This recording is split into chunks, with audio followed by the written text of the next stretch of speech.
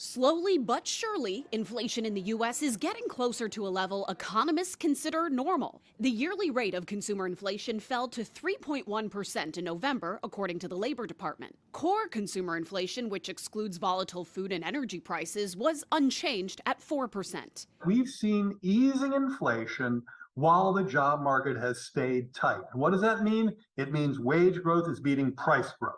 The White House celebrating Americans having more buying power. But in a statement reacting to the new inflation report, President Biden said in part, quote, "Despite this progress, I know many Americans still find too many things unaffordable." A new reading of consumer sentiment from the University of Michigan shows people are starting to feel better about where inflation is headed, but their overall sentiment is still lower than it was before the pandemic. Certainly a political liability for President Biden heading into an election year with low approval ratings of his handling of the economy.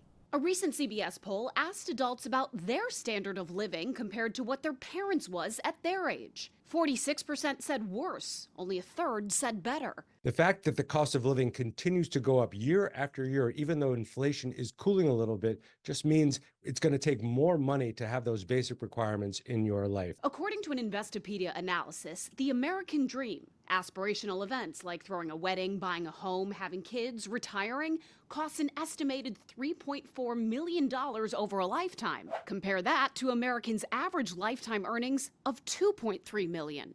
Becoming a homeowner is especially difficult. With a 10% down payment and roughly 7% interest rate, it will cost almost $800,000, according to Investopedia. So if you can't own a home and have real estate and then pass that on to future generations, it's really difficult to build generational wealth in your family. An expensive reality that could put the American dream even farther out of reach for the next generation.